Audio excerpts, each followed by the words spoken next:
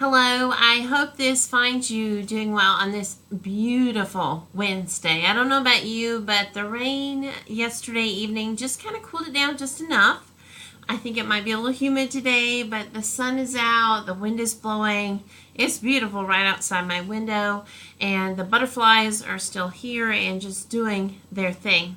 I want to share with you a little bit about, I guess it's maybe a devotion or a thought that is coming from our See All the People movement in the United Methodist Church.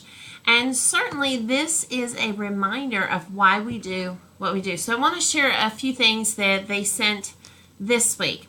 This week they talked about our mission statements, and of course they refer to these mission statements, and I guess if I read them, you can probably figure out where they are. So here's the first one: to bring inspiration and innovation to every athlete in the world. Think for a minute. Nike. Here's the next one: to organize the world's information and make it universally accessible and useful. Okay? Google. And the last one: saving people money so they can live better. Walmart. All of these mission statements tell why these companies exist. And so as part of my coursework last week at Duke and my continuing online coursework, we have talked some about why we do what we do. And obviously I read the See All the People books and materials as part of one of my classes, but it's really made me think, why are we church? Why do we gather as a group of people? Because church is the people, not the building. This is just where we happen to gather. So I thought I'd remind you what the mission statement is for the United Methodist Church. And it is very, very definite and very easy to remember. Here it is: to make disciples of Jesus Christ for the transformation of the world. It tells exactly why we do what we do. Now, maybe you haven't noticed lately, but we put the mission statement every week on the front of our bulletin, and we made it a little more specific when we did this for our Seward United Methodist Church. And what it says on the front of the bulletin is making disciples who make a difference in Seward and beyond. So it's not just in the whole world. Of course, we hope that we do. That's the beyond part. But we're to be making disciples who make a difference. We don't just gather to do fun things or just to sing or to work. We gather to make disciples for Jesus Christ in this world. And the way that we do that are all kinds of different ways. So yes, it is. We do. We gather to sing. That's one way that we help to make disciples. We gather for worship. That's another way that we make disciples. We gather for Bible study. That's another way that we make disciples. We reach out. We help with FoodNet. We help with CASA. We help with foster friends. We help with places that help people in great times of need, needing food and shelter and housing and electricity. We reach out through UMCOR. There are all different kinds of ways that as a church family we answer this call for our mission, for our why, making disciples of Jesus Christ. Now, if you've been reading our newsletter and if you've been at worship this summer, you've heard us talking about a midweek focus. And focus stands for Friends of Christ Understanding Scripture. So Friends of Christ could be anybody. It could be our children who are here in our Child Development Center. It could be children and adults and young people in our community. It could be people who gather as part of our church family, our friends and family that gather here and that we consider to be, church. It could be all kinds of friends of Christ. The part about understanding Scripture means that we know how to answer our why. We understand that we've been called to make more disciples. And so the Bible verse we're going to really focus on this coming year, look, here's my sign card, Hebrews 6:19. And I want to read it to you out of God's holy and precious word.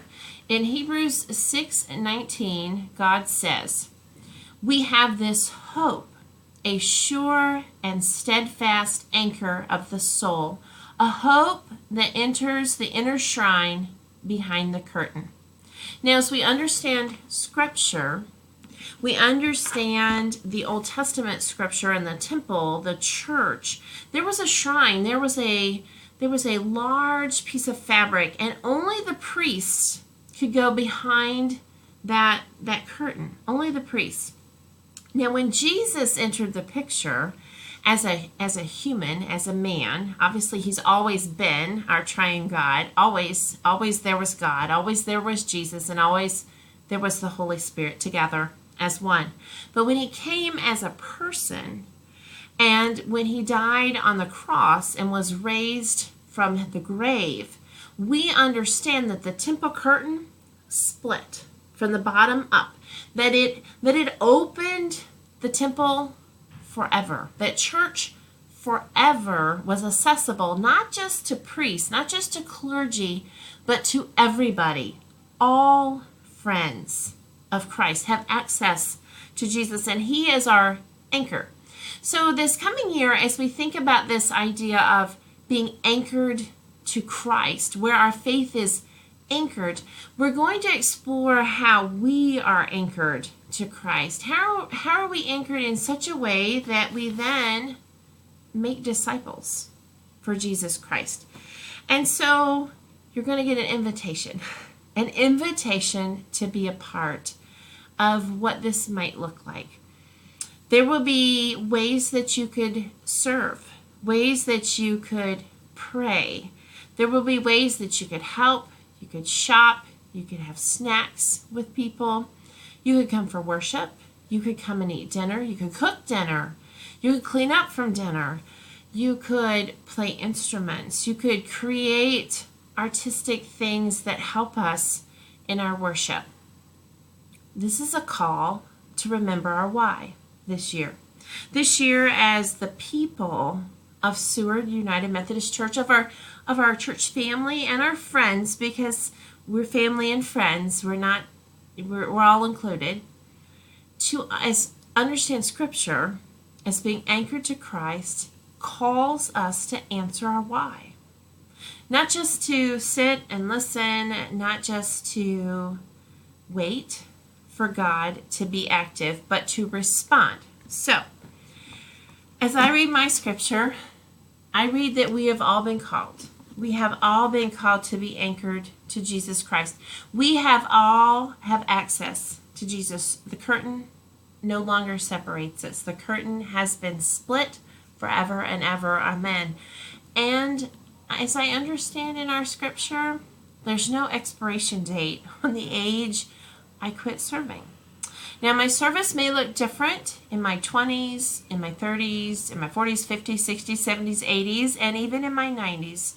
My service may look different, but I'm still called to serve. So some of you may be saying, well, John, I've already done that. I have already served. Well, there's no expiration date. So what our call is to do is to figure out how we might serve. So maybe it looks different. Maybe in your 20s and 30s you taught Sunday school and you have no desire to teach, but you could go shopping, or you could pray for our midweek focus. You could pray for us as a church family. So we're going to be issuing some invitations to answer this call. Answer your call to serve, and answer your call for our mission, which is the same as it was when we were children, to make disciples. We are called to be the church, to be an active, thriving, I know Jeannie G used that word one time and it stuck with me, thriving church. And how that happens is when we all work together. So start thinking about, start praying about, start dreaming about how you might be a part of how we answer our why. Perhaps you already are. You're already serving in so many different ways within our church family and with our church friends. And you're like, nope, can't add another thing. I'm not asking you. I'm asking those in our church family and friend groups who maybe haven't already found a place to serve. Or maybe you just want to add one more small thing, one more small way to serve. So we will be issuing this invitation not just to you all who happen to enter into this video blog every week, but to all of our church family. And so spread the word. Spread the word. We are a church that's going to thrive.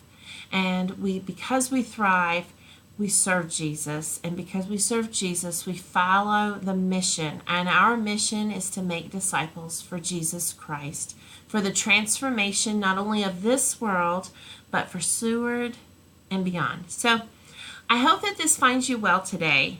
If nothing else, I'm asking each of you to pray, earnestly pray alongside me, that what we do in the coming year in ministry will be because God has called us there.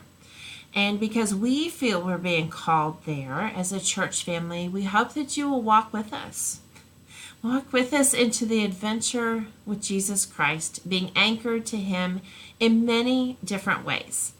Your church family loves you.